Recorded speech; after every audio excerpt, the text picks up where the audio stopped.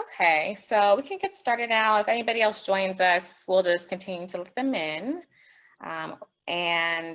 So Tracy will go ahead and get us started, and then we'll introduce ourselves and all that. All right, welcome everyone. Thank you for joining us. We are so happy to have you here.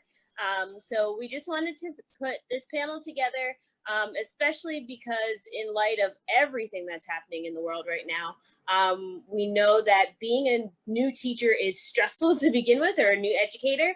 And we just wanted to make sure that we had a space that is available for anybody who just needs a chance to talk and to get some advice. Our panel is purposely made of, we're essentially really early career educators too. And part of that is being people who have just recently come into the field and have been able to experience and work through things. We wanted to be able to talk to you all about, like, these are some things that we've dealt with. These are some things we think you should know, and give you a space to ask questions along the way. That being said, we do know that there are a lot of people on here who aren't necessarily early career educators, and we are glad that you're here to join us as well. But throughout our panel today, just keep in mind that we want to prioritize the needs and the experiences of our early career educators first and foremost, to make sure that their questions and concerns are answered and addressed. And then if we have time, then we can go back through and answer anything else that people are wondering about, or any other topics that people want to discuss.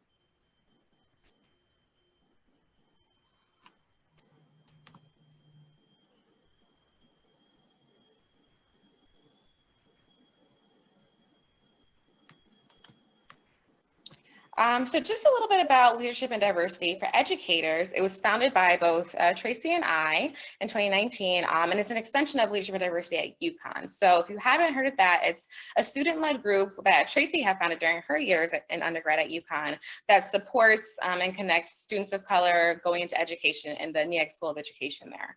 So we thought it would be really important to kind of continue that sort of pipeline. So as you graduate UConn, you can then and graduate from, like, I guess, leadership and diversity, then you have this this group of teachers, this network of teachers to join who are in the field and in the field working, to then become part of this. And we hold like different networking events, basically different social events. We've been bowling, we've done like a paint night basically. So it's been really nice to continue to connect and network and meet other teachers of color across Connecticut. As you may know, it's a very, very low percentage. I think it's about 10% now. So it's really important that we continue to grow and to connect and support each other. So it's really the purpose to bring together Connecticut educators of color for networking and support.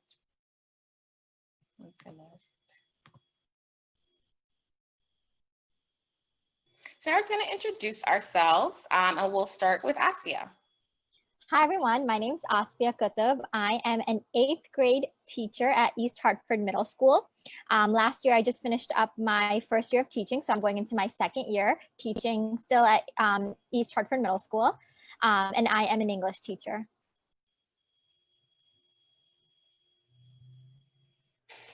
Hi everybody. Yeah, so Orlando, yeah. Sorry. Hey everybody, my name is Orlando Valentin. I teach 4th grade in my hometown of Meriden at Casimir Pulaski Elementary School. I am entering my 5th year teaching, and yeah, I love teaching everything. And I also coach in my hometown. Some of my students play on my team, so it's pretty fun. Hi everybody, I'm Simone James. I teach 5th grade at Roger Sherman in Meriden. I'm going into my 4th year now teaching. And yeah, I've been really fortunate to kind of get to meet and know all these different educators here on the panel tonight, and hopefully to make new connections tonight with y'all as well. And hello again, everyone. My name is Tracy Lafayette. I am a 3rd grade teacher going into my 5th year. I teach 3rd grade at O'Brien STEM Academy in East Hartford. And I also spent 2 years, my first 2 years, teaching 4th grade reading and writing. So thank you all again for joining us today. So now, just so you know, Tracy and I are on the panel, but we're also going to act as sort of facilitators as well, sort of asking the questions and answering them. And we'll sort of move through the topics, and later on we'll have some time as well to take questions for everybody here tonight. So I'm going to stop sharing my screen.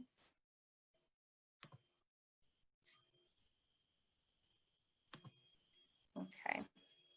So we're going to start with like the teacher basics. So getting into teaching, what are some tips and tricks that you learned about, like, you know, lesson planning and staying organized that you think are really important for early career educators just to know? And we could start with anybody who wants to jump in first. I can begin the conversation. So teaching 101 is essentially like, for me, planning and organization. That's what I learned, and that's what has kept me sane.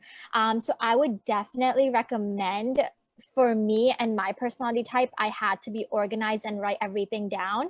I would recommend going to Target and getting a lesson planning agenda, and then a table planning, like an agenda to put on a calendar, sorry, to put on your table. And the best advice that I've ever gotten is to use a pencil. So never use pens when planning, because with teaching, every day can be so fickle. You don't know if you're going to get through one lesson completely or if there's an interruption or anything. So I love using a pencil because I can easily erase it and switch over anything if I need to. So that was really helpful for me. I also, just to stay organized, I color coded my different periods just for organization purposes. But again, there's different levels to the organization. You really have to look at yourself and what you're most comfortable with. And it's longevity. So if you know you can keep up with it in the long term, then definitely use it. But if you're getting stressed out just by organizing, then it's not worth it. Don't take too much time organizing and focusing on the little things, because again, the objective is just to make your life easier. For me, I color code occasionally. I don't spend too much time. I don't want to, lesson planning can already be so tedious and long. I really want to cut back on time that I can. So I definitely pick and choose what I want to invest my time in. And then I also love using sticky notes. So when I need to make copies, I put on a sticky note. I write exactly how many copies I need. I write down if it's double-sided and if they're stapled or anything like that. And I love having that in, because when I leave, I can just grab the paper that I need to copy, have the sticky note with all the details, and I'm not rushing or being stressed out, because you can, when the copier line gets long, you can get stressed out and everything like that. So I don't have to think about anything like that. Just another tip for me, more specifically for lesson planning, I use Google Slides a lot because we have a smart board. And one of the things that I like doing is having the very first slide of my lesson, just like a to-do list for myself. So I write down anything that I need, make copies of this, this many copies, and then I just strike out when I've done it. It just helps me to have another reminder of the things that I need to do and what I need to accomplish and everything. I definitely agree with you, Asya. You know, as a new teacher, you definitely have to find what works for you, whether it's your levels of organization. You know, and with the copiers, I try not to leave making copies the day of, because as crazy as it sounds, like the Wi-Fi goes down for like 2 hours or maybe 2 days, or even, you know, the Uniflow, your copying system goes down. So it's nice just to have pre-made packets. Whether you have an emergency meeting with a parent and you need subplans, like, oh, here's a nice Newsy LA article, you know, already scaffolded and leveled for my kids, for planning. And definitely utilize your coworkers. So it depends on your content area and your building size, but I am one of 5 grade level teachers at 4th grade. So, I mean, I was coming into some veterans. So seeing what they do, you know, definitely rely on your team leader, your department head. See if they can help delegate some of the work. When we plan for intervention cycles, we all divvy up the work. Just sharing resources like, hey, you know, I'm about to do this close read lesson on this book. It's the same book you read almost every year, you know, and talking to the teacher who has had success doing that. So yeah, so just make sure you know what works for you. Try to be prepared for the unexpected, because it always comes up, and collaborate, especially in this distance time. It's going to be different. So talk to people who have already been doing it. I like when Asfia mentioned color coding and pencils. So I've gone back and forth for the last couple of years of like what system works for me. I was having a hard time with paper planners because like if I left it at home, then the whole world falls apart. So I actually started using Google Slides as my planner, which is really cool. But then sometimes I wanted paper still just because I like it. But my big issue with that is I love color coding things, but you can't color code things in pencil. pencil. So I actually started using, I'm using one now, so I'll show you, Frixon Pens. And I can put that in the chat too. So Frixon pens are really cool because they come in like a billion different colors, and they are erasable pens, but it's not like the erasable pens from when we were little that were like absolutely horrible. Like these ones don't like bleed through. The color's pretty consistent as you go through. There's a lot of different colors, not just black, red, and blue like they used to be. So definitely if you are someone who likes color coding and being able to erase things that are forever changing, definitely suggest checking those out. And I think another thing, my favorite piece of advice that I've been giving recently to people who are new educators is to make sure you find your people. And this kind of goes towards what Orlando was saying, but your network and who you have in your corner is so important, whether it's because you want to share like an exciting new idea with someone and you just need to bounce ideas back and forth, or if you are having a rough day and you just need to talk to someone, you need to have people. That being said, understand that your people might not always be in your school, and that's okay too. Yes, it does help to have people in your school and definitely like try to find someone, but the truth of the matter is like, you're not going to be everyone's best friend, and you might not have someone in your school, especially if you work at a smaller school. Social media is an amazing tool, whether it's joining Facebook groups, Twitter, Instagram, whatever it is, there's tons of people out there. So a great example of this, Simone and I recently planned a conference that happened over the summer for educators of color, like a virtual conference. And one of the people on our planning committee was a teacher from North Carolina who I met on Instagram. So like I still haven't met her in person, but we talk like every day now, like talking about random stuff. And it's really cool because it's like we have each other to like go back and talk to if we're having a rough day or whatever else. So be willing to reach out and know that there are people out there, whether it's on your own team, in your school, in your district as a whole. Just make sure you have someone to talk to, because that being able to talk to somebody is really important. Teaching can be very isolating if you let it. So you want to make sure that that isn't the case for your experience.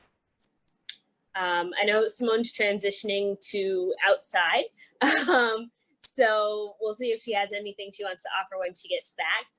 But in the meantime, another thing that we got a lot of questions about was distance learning, specifically about your adjustment to distance learning, how you've been able to be creative through distance learning, and what are your thoughts on attendance and engagement?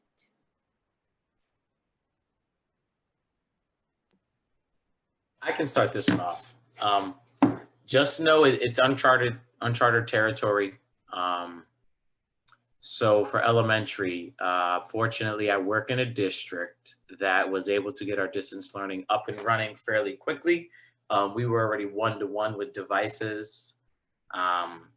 We had already used Google Suites, so we've had Google Classrooms. We've been able to use Google Meets. But it's still difficult in terms of getting kids engaged and getting them to call in, right? So my incentive, I didn't, ask my principal, if you guys are watching, they'll yell at me, right? If it was okay. But I was like, listen, if you have perfect attendance at our, 3 times a week, 30-minute online Google Hangouts, and I'll give them a no homework coupon.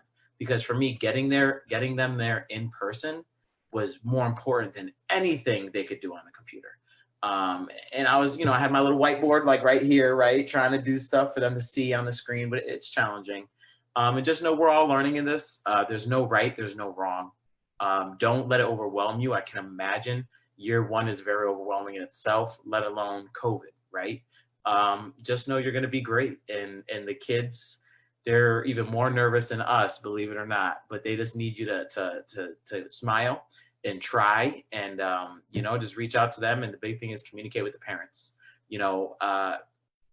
I sent out weekly progress reports every week to each one of my parents individually. And if a child comes from, a separated household, I came from divorced parents, I message both parents. Make sure you really do that, because parents want to be there. They want to help their kids as much as they can. Just know it's tough. Some of them are working, some aren't. So just be flexible and be caring, and you'll be good. the struggle was real, me transitioning into the distant learning, because our school, unfortunately, was not one-on-one. So, and I didn't have a Google Classroom. It just never processed in my brain that, you know, we're going to be faced with something like this. So it was definitely a learning experience for me, just finishing up my first year, just trying to get a wrap around education. And then it's like online education. So I remember the first week, it was just lined up with PDs, learning how to use Google Classroom, Remind App, Screencastify, all these different things, learning the basic ways to use them. And then also reaching out to parents, making sure that they understood where to pick up laptops, because eventually, and thankfully, our school did get, was approved for one-on-one, and every student ended up getting a laptop. So it was definitely a learning experience. Thankfully, my district provided online PD to help us with Google Classroom, and I was able to get set up a Google Classroom, invite everyone. But I would recommend, if there are any tutorials out there, especially on Google, search up the whatever program you're using and watch the tutorials. They actually really do help. And I was able to personally learn a lot of different things. For Google Classroom, I didn't know you could schedule an assignment. And when I figured that out, I was like, oh my goodness, this is amazing.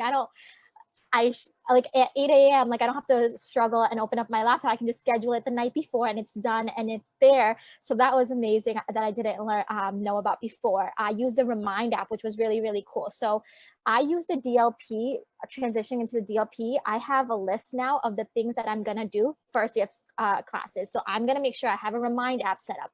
I'm going to make sure that I have a Google Classroom and all my students are invited to it. So it's definitely a learning experience. I don't think there is one correct way of doing distance learning, and you have to be okay with that. You have to be flexible. You have to be understanding that everything can change. So be generous to yourself, be generous to your students, like Orlando said. Watch the tutorials, educate yourself. I love YouTube, and like watching other teachers on YouTube is so helpful for me because they're so organized. They edit their videos and they are also creative. So I love getting ideas from them. And again, going back to the point earlier, like colleagues are going to be your best friends. Not only for you to learn from them, but you can also teach it. It's a reciprocated relationship where you can teach them and they can teach you as well. And then yeah, so I think that would be some of my tips for distant learning. So many great points. And just one other thing I would add is that joining like different Facebook groups for teachers was super, super helpful for me. Like I'm somebody who already likes, you know, technology and trying different things and whatnot. But by joining the groups, I was hearing about different ideas that I would have never even thought about, and different ways to get creative and get students engaged.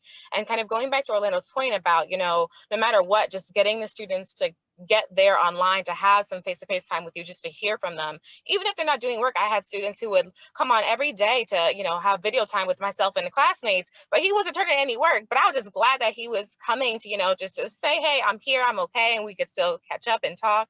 So, you know, things like that, just focusing on also like still maintaining and building those relationships and making those connections, like just as a person, like, hey, are you okay? I'm here still for you. You know, you can still come talk to me, even if you're not doing your work. Of course, we want that too. But, you know, just having those connections still are really, really important. And I think another thing is just to keep in mind how you're feeling. I think throughout this process, there's been like a lot of emphasis on like the social emotional health of our students, but not so much of teachers. And you don't really realize like how much of a toll it ends up taking on you. Because I know like in the very beginning of distance learning, I was talking to my therapist and she's like, you seem sad. And I was like, what? And it was just like a weird thing to think about because it's like nobody's talking about how we feel along the way. But definitely keep an eye on that, because I know for me, like part of my magic and part of my joy is like being in the classroom and being able to plan things for my kids. And that wasn't something that I got to do during distance learning as much, because we were doing like one size fits all system, essentially, that everyone in elementary, every third grader elementary student in our whole district got the same exact assignments every week, which makes sense from like a management standpoint. But in terms of me being able to be me, that was really difficult. So just like thinking about how you feel and figuring out how to still bring yourself into whatever your experience looks like in the fall. So for me, that meant doing read alouds for my kids. I would still like dress up as different people and read a story to them. And we would have lunch together every Friday that it had nothing to do with academics. We would just sit and eat lunch and talk to each other. Sometimes we would draw pictures, but just be mindful of how you're doing along the way and make sure you're taking care of yourself, because you're of no use to the parents and the kids and their families if you're not in a good spot. So definitely check in with yourself, check in with your other teacher friends, and just make sure you're good along the way. So our next topic is incorporating social justice and anti-racism in the classroom, and how to kind of weave those topics in organically into lessons, language accessibility, and just, you know, social justice in elementary or middle or high, you know, whatever we want to talk about classrooms.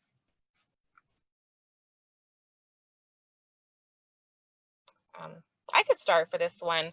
And also like thinking about the virtual piece too, since a lot of us are going to be online. I personally will be in person, but so at the start in April, May, when like the Black Lives Matter movement was really starting to get big and happen, and I knew my students were seeing these things, and in person we talk about issues going on around us. We talk about what they're seeing in the world, you know, with fifth graders, but I think really with any child, we think, oh, they don't really know what's happening, they really know what's going on, but they're seeing it. If it's on the TV, especially if it's online, and the way that, you know, like kids are always online and they're surfing and looking at whatever, like, they're seeing what's going on. So we always have these conversations, and I was really worried about the fact that we weren't in person and being able to talk about this together, because it was a very heavy topic, and the things that they're seeing are big, heavy, emotional things. And so I had made the decision to just make a video for them saying, hey, like, if you're seeing this stuff, just know I'm here to talk with you. Make sure that you're asking your parents about it. I put up some different videos from like vocabulary, and I think an article was maybe from New Zealand or something like that. So it's different things that are still kid friendly, but it was really important to me that even though we were virtual and online, that they still know, like, this matters to Miss James, that I can come talk to her about it. And I was really surprised. I had parents messaging me saying how thankful they were that I did bring it up, and that I did give their child a space to come and express what they were feeling about it. I think it's really important that our students know, I mean, I think in every district, no matter what your demographics look like, but, you know, I'm specifically thinking like where we are, where our demographics are majority Black and brown students, that they know that their identities and who they are matter in every aspect. And it's woven in throughout what we do and what we discuss. And that they know, as their teacher, I see that and I hear that and I value that.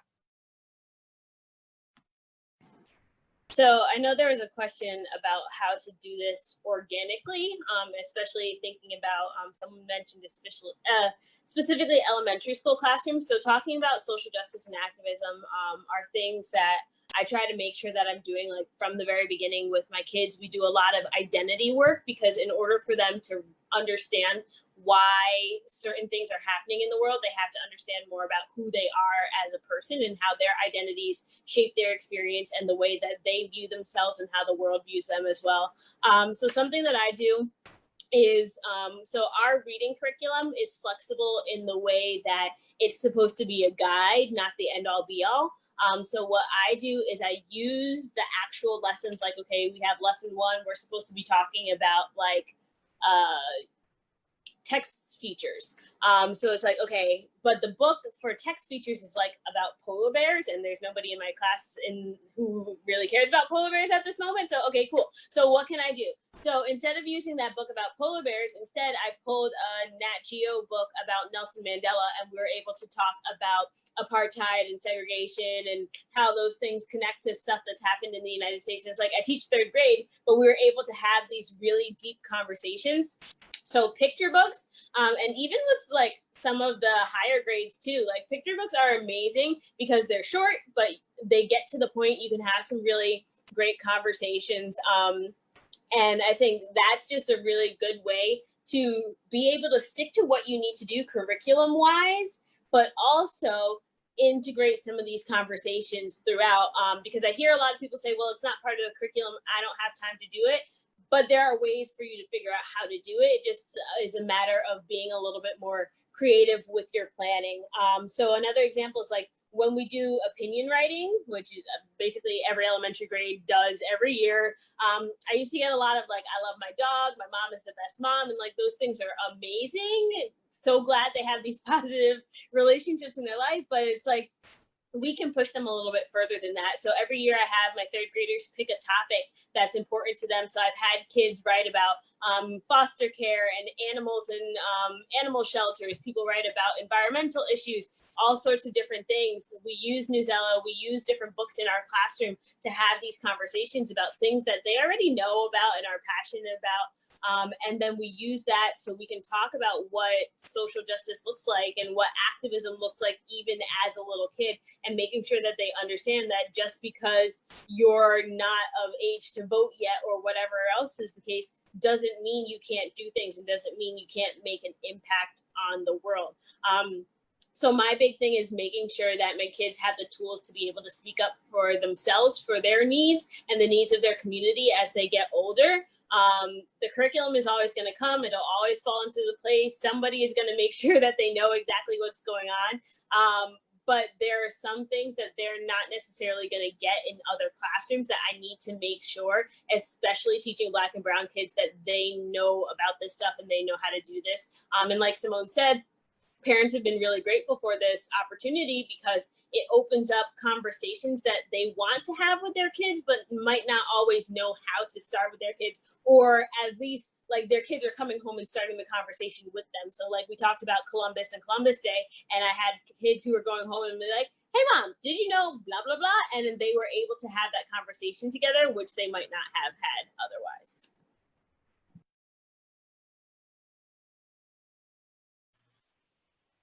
Yeah, in light of everything going on, you see a lot of memes and things on the internet, right?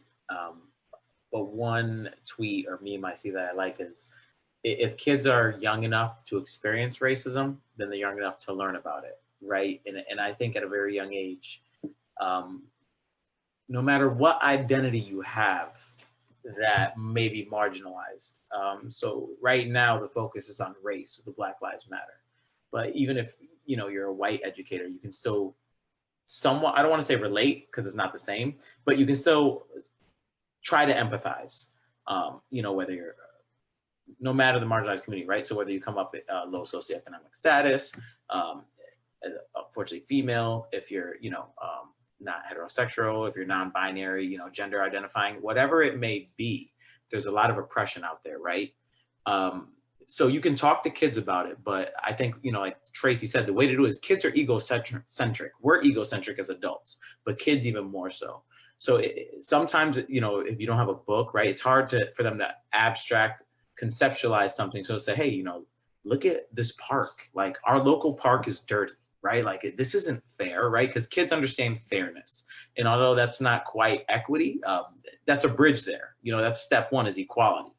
So just getting kids to realize, I'm fortunate that in Meriden, I like our close read curriculum a lot. My last unit is actually on polar bears. It's Nicolette Davies, so we have one tiny turtle, the polar bear, right? But leading up to it, we have talked about Japanese internment camps. There's Martin Luther King and Abraham Joshua Heschel. So many more figures that bring up these conversations to have. But if you feel like your curriculum isn't conducive to having these conversations, don't feel bad for trying to create the environment for your students to organically engage in these ideas and thoughts. And then, I'm at these Black Lives Matter movements. And, the best thing is when you're at one in your hometown, you see some of your students like, hey, what's up? I see you, but kids need to see you out there, and whether it's sharing a photo with them, now that we're distanced, right? Like that goes such a long way. Like you take it for granted, but what I used to do is my kids used to love just looking at pictures on my phone or see what I was doing over the weekend, right? And you can still share that with them. So just know as a new educator, like, even middle school kids, they just love getting to know Orlando Valentin as a person, not the teacher. They want to know you as the person, not the teacher, because they're a person too. And just to wrap up, in my journey to becoming an anti-racist teacher, I realized that it truly starts with me, and I need to evaluate what I know, what I don't know. There's so much out there. You just need to tap into those resources and educate yourself. So whether it's documentaries or podcasts or books, I, as an English teacher, prefer the book method, but there's so much out there, and it's okay if you don't know, but that's not, it's okay to not know, but you shouldn't just stop there. You have to learn and push yourself to know, because it's just fair for you to be a good teacher. You need to know about these things, especially if your students are facing this. I also believe in the idea that what you say matters, but what you don't say also matters. So be mindful of what you're refraining from talking, because that sends a signal to our students as well. And so you want to make sure that you are representative of your student population. And again, like Orlando said, if they're young enough to face racism, they're young enough to talk about it. As an English teacher, one of the most general things that you can do is like a deep cleansing of your books, looking at your books, seeing if there are diverse characters from every walk of life, homelessness, LGBTQ, anything like that. Do a little checklist if you need to. What are the books that I have? What are patterns that I see? What do I need to change? That's one of the basic things that you can do.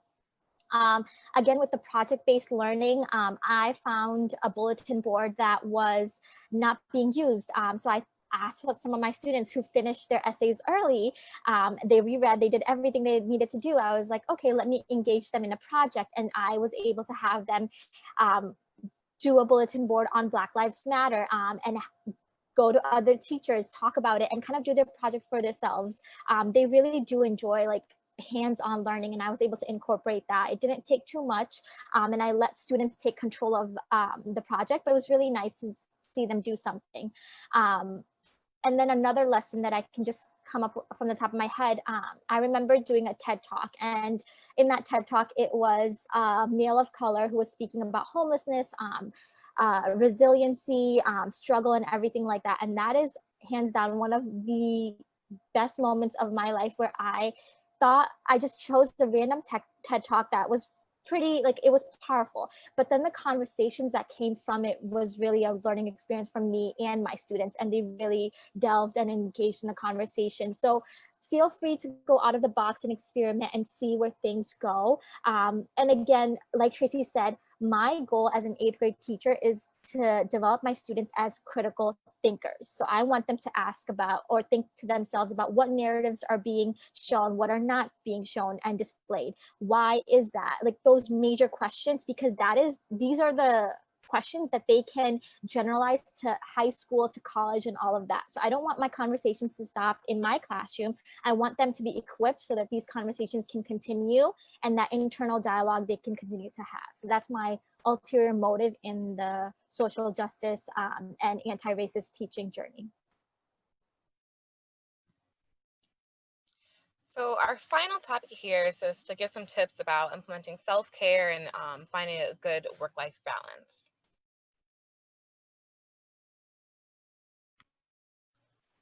I don't mind starting this one. I heard Tracy say it earlier, and I'm going to say I think the most important thing is to find somebody to talk to. And it's great to have a loved one, whether it be significant other or relative. But sometimes you need an unbiased soundboard, because your loved ones are biased, whether implicitly or explicitly. And, they're always going to try to tell you things they think you want to hear to make you feel better. But I have a therapist as well. I just started seeing him this year in January, pre-2020, right? Thankfully. But he was recommended to me by one of my coworkers, right? One of my allies, going back to the beginning, like Tracy said, like find your crew in your school, whether you have to branch out of your building and use these amazing platforms to reach out. But it's great, and as educators, I think you underestimate the amount of trauma you're going to encounter.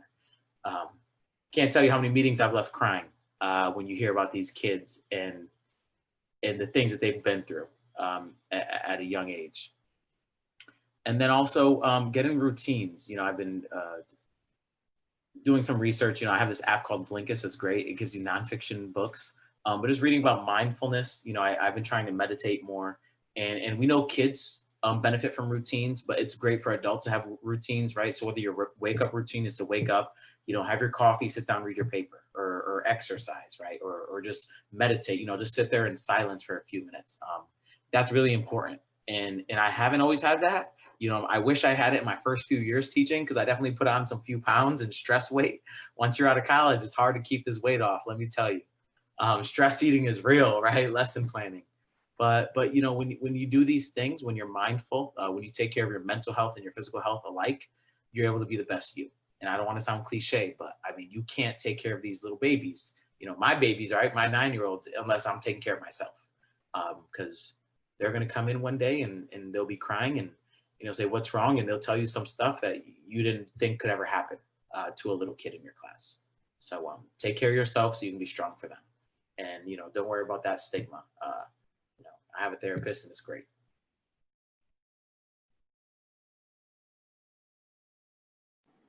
Go ahead, Simone. Simone and I are taking this class right now on work-life balance, so it's funny that this is like one of the questions. And so one of the things that we watched a TED Talk and that they mentioned that really resonated with me is the idea of like taking time every day for yourself, like even like saying something like really simple, like 15 minutes of time for yourself uninterrupted is like this really radical idea, because it's like throughout the day you get so caught up, especially in those first couple of years, that you don't even think to like just stop for a second and just like chill. But to take that one step further and actually put it into your schedule. Like I know I'm somebody who I love my checklist and my to-do list and stuff. Love the satisfaction of checking things off and all that. But it's like when I actively put like something relaxing into my to-do list, it makes a world of a difference, because then I can actually make sure that I'm doing it. So for me personally, something that's really relaxing for me is I love to read.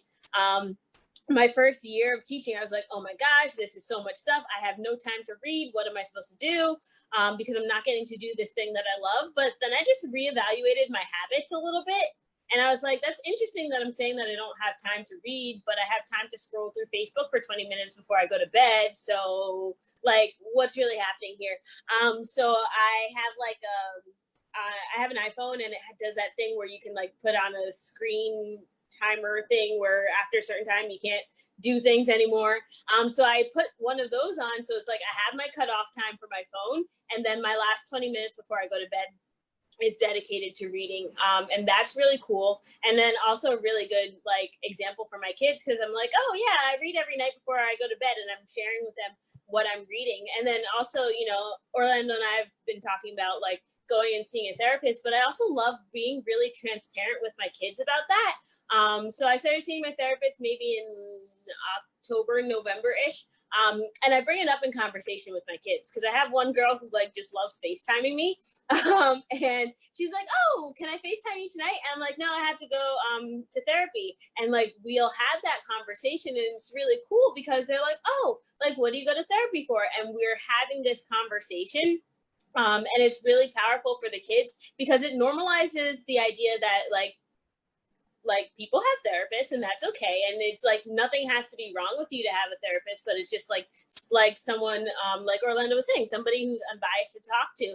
And then one other kid was like, oh, my mom goes to therapy, blah, blah, blah. And like, we were able to have this conversation, and the kids were able to see like, this is something that is okay. So that's really awesome. And then just, being able to say no to things. I feel like a lot of times we're just like, oh, I have to do this and this and this. And it's cool until you start burning out because you're trying to do too much. So just normalizing for yourself the idea that it's okay to say no, or I can't do this right now. Thank you for thinking of me, especially when new exciting opportunities come up, because you're going to want to do all of it, but you can't do all of it. So just keep that in mind. For me, a few things that have already been like mentioned here. I think I'm quoting you, Orlando, when I say like the finding your squad. Like for me, that has been so important. Like having folks in my building, like I absolutely love my team. Like they are so amazing. But then also having folks outside of my building who don't really know, all my kids, everything that's going on where I am, but they can still relate to the things I'm dealing with as a teacher. So that's been amazing to me, especially during my first few years. I honestly don't know how I would have really gotten through it if not for like the folks who I go to outside of that. And a lot of them are people who I've met through like the networking things with LID or through conferences, through LIDEd. So that is probably number one to me. Second thing, I think Tracy had mentioned like the doing little things, like, you know, just investing time and little things that you could do every day for yourself.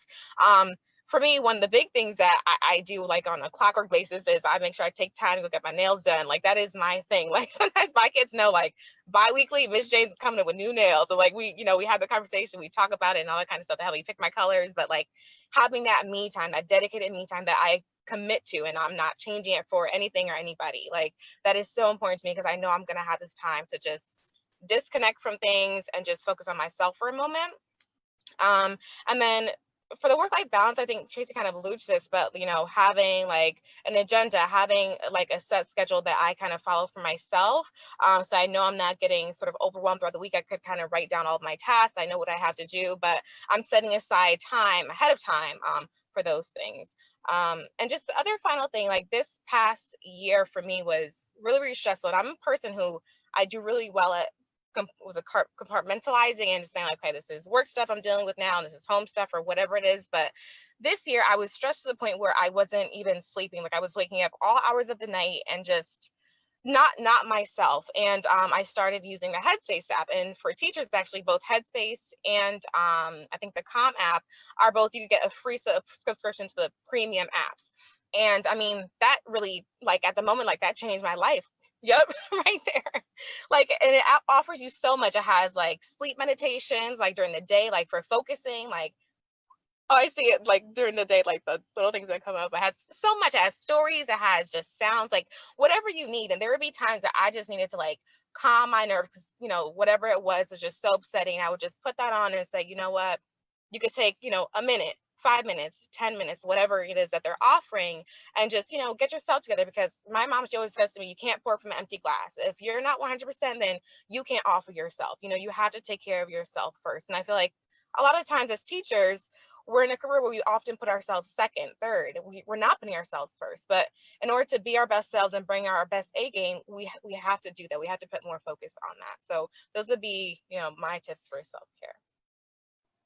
Yeah, and I'm going to echo a lot of what has already been said, but just full disclosure, beginning of my school, like first year of teaching, I was like, this is what I'm going to do to make myself happy. And a lot of it I ended up not doing. I told myself I would take my lunch break. I was advised to take that full 20 minutes to yourself. Don't do any work, just eat your lunch, maybe talk to colleagues. I don't think I took a full lunch break during my first year of college. Sorry, not first year of teaching. And so it's okay. I think that it's definitely a journey, finding out like your self-care routines, what works for you. I would still recommend people to take a lunch break for yourself and just eat your lunch, whether it's alone with someone else. Take that 20 minutes because it really does re-energize you. I made the mistake of not doing that. And I could just tell how stressed I was the next period because I was like, oh, I didn't make those copies that I really wanted to and everything like that. I just put on more pressure to myself.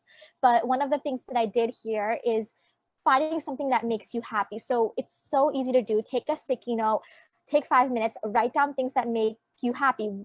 During this past quarantine season, what did you do to kind of like make you happy, make you feel good? And write that down on a sticky note and just never forget it. You can use that as a basis of whenever you're dealing with a stressful situation, look back at that list and see if you can make time for anything on there. For me personally, I use gym and exercise as my go-to to get everything out. And that really did help me to kind of like everything that I was thinking when I went to the gym, it added a little bit more clarity and just made me feel better. So that was my go-to hobby or something that made me happy or de-stress. And then I think Orlando talked about crying. I just want to make sure everyone understands that it is okay to cry and let those tears fall down. Let them. Close your door if you need to. Take a minute. That is fine. It really just makes you feel a little bit better. And there's nothing wrong with crying. You are not weaker or anything like that. That has no idea or anything like that. There are so many things that you will learn about your students that crying, it seems like the only option at that point, and that is totally okay to do. Something else that I kind of have to tell myself now is when you're reading books, a lot of the books have a more optimistic feel to them, like you can do this, which is amazing to hear. but don't forget to read about teacher struggles too, because sometimes it seems like every teacher is doing just the most superb job out there. They're not struggling. They have not encountered anything. And that is so not true. You have to read about teacher struggles and how they overcame those struggles as well, because I think that made me relate to teachers, and it made me kind of understand, okay, I'm not the only one on this boat. There are other people that are going through this and they've made it, and I can do that too. And learning from their experiences really helped. Self-care is also being honest to yourself, but also to your students too. And I think Tracy talked about that, being open if you're seeing a therapist and everything. For me, it was just, I would overthink situations a lot. So I remember one time I was very stressed and I just called out a student, and I did not mean to do it at all. And I was thinking about it during my lunch break. I felt bad. That was not the right thing to do. And I realized I'm just going to bring up that student and have a conversation with that student and apologize. It is okay for teachers to say sorry. Please understand that the students will only get more respect from you. I brought that student aside privately, and I was like, I'm so sorry. I yelled at you. I was having a bad day and I took it on you, and that was not fair. And then the student was like, Miss, don't be sorry. Like, I'm sorry for having that situation. So it was such a genuine understanding moment that was like, wow, like, it's just, I wish more behavior issues were solved that way. Just like saying, hey, I'm sorry, this is what happened, and I'm sorry for making you feel this way. That was not my intention to do so. I will like do better next time. And as 8th graders, they're very mature and they will understand. I mean, everyone has bad days, so it's okay. And then the last thing I'm going to leave off with is definitely look into the resources. Sometimes your school district does offer certain resources such as phone therapy. I know East Hartford has like a hotline where you can go and get therapy. So look into that, and then try to, if you can, at first year may not be the year, but definitely try to block off one day of just not doing any work. I know Sundays, for me personally, I don't take Sundays off. I still use Sunday nights to plan just because I like to feel better. But for Saturdays, for sure, I've been more intentional in just blocking off Saturdays, no work, nothing. I love going to the city, taking a train, and just like having a me day. I don't mind that at all. So definitely take Saturdays off to just do something you love, whether it's going to the city, gym, getting your nails done, reading, whatever it is. Take one day. You deserve it. You've been working hard. And again, it'll only invest in yourself so that you can do better for your students too.